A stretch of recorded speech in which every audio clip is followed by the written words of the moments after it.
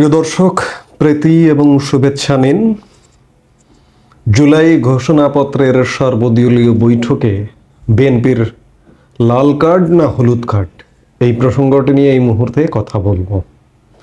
আপনারা জানেন যে জুলাই ঘোষণাপত্র নিয়ে বিগত 31 ডিসেম্বর থেকে 15 জানুয়ারি, আজকে 16 জানুয়ারি পর্যন্ত ব্যাপক আলোচনা চলছে, কিন্তু নিষ্ফল আলোচনা, কোনো কিছুতেই কিছু হচ্ছে না। জুলাই ঘোষণাপত্র আপনারা জানেন, পেছনের একটু রেফারেন্স টানি যে 31 ডিসেম্বর ছাত্র সমন্বয়করা ডাকতে চেয়েছিল, জুলাই ঘোষণাপত্র দিতে চেয়েছিল, কিন্তু সরকারের তরফে প্রথমে বলা হয়েছিল যে এটি একটি প্রাইভেট ইনিশিয়েটিভ এবং এটির সাথে সরকারের কোনো সংশ্লিষ্টতা নেই।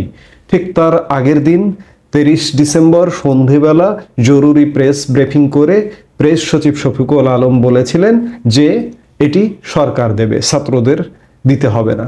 সেই জায়গায় ছাত্রদের যেহেতু আগে থেকে কর্মসূচি ছিল, সেহেতু তারা জাস্ট একটা অনুষ্ঠান করেছে শহীদ মিনারে সেদিন, এবং সেই অনুষ্ঠান থেকে তারা ঘোষণা করেছিল যে 15 জানুয়ারির মধ্যে এই ঘোষণাপত্রটি দিতে হবে।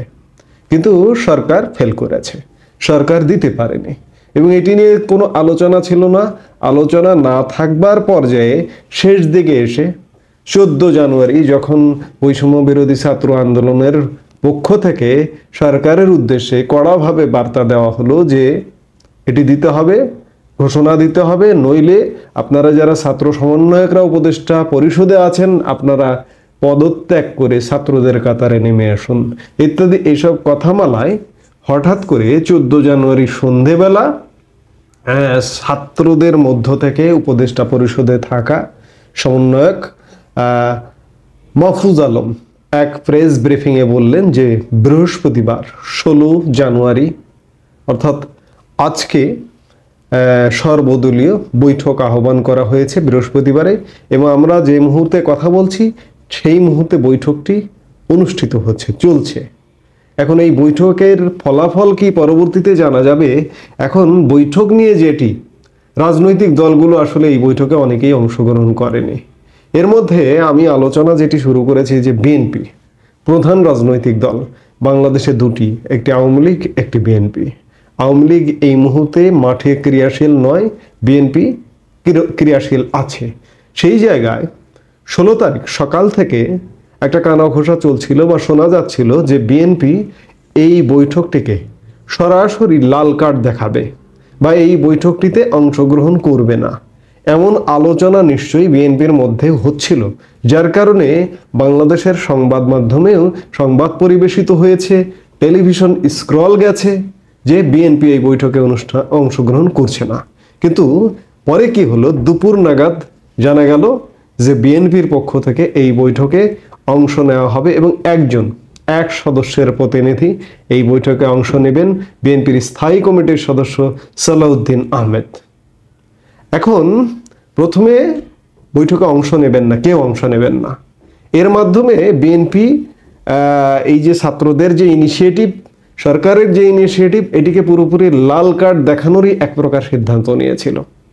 এখন যদি বলি যে এটি বিএনপির সিদ্ধান্তটি হচ্ছে হলুদ কার্ড দেখানোর, বিএনপি এই বৈঠকে অংশ নিয়েছে, বৈঠকটি যেহেতু চলছে বা বৈঠকের পরেও, আমার কথা এখানেই শেষ নয়, এর পরেও আপনারা আমার এই কথা শুনবেন যেহেতু এই মাধ্যমে থাকবে, যে বিএনপি বৈঠকে অংশ নিল কিন্তু কোনো মতামত দিল না।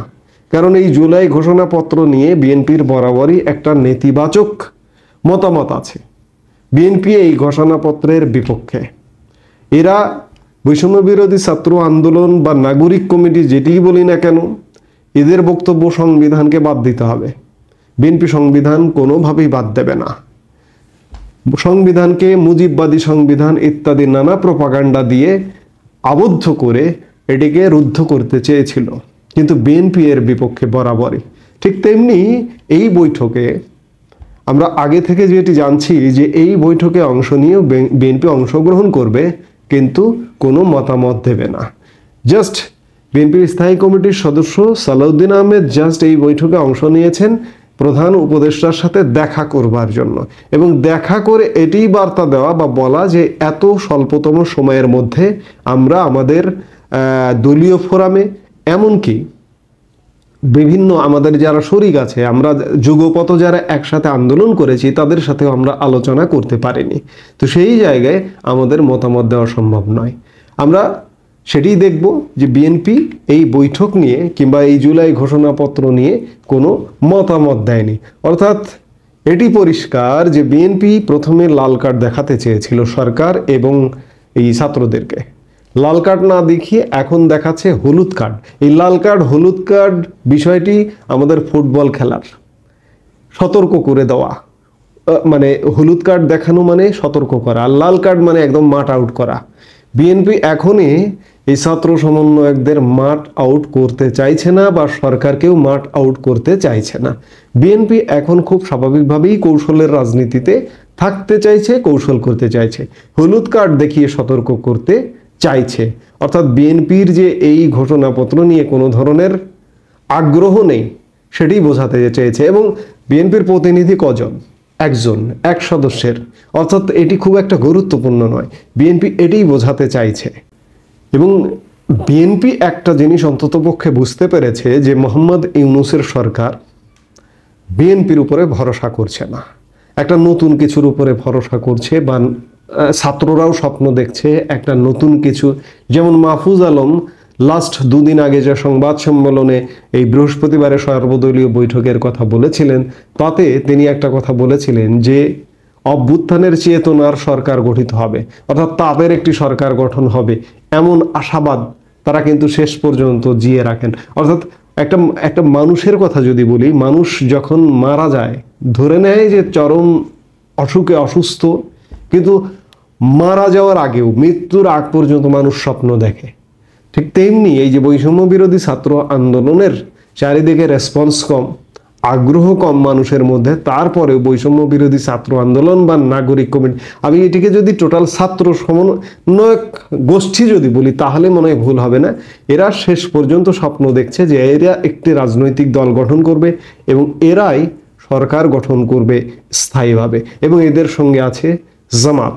কিন্তু স্বপ্ন যে সার্বিক প্রেক্ষাপট যে দুঃস্বপ্নে পরিণত করছে এটি এখনো বুঝতে পারছে না।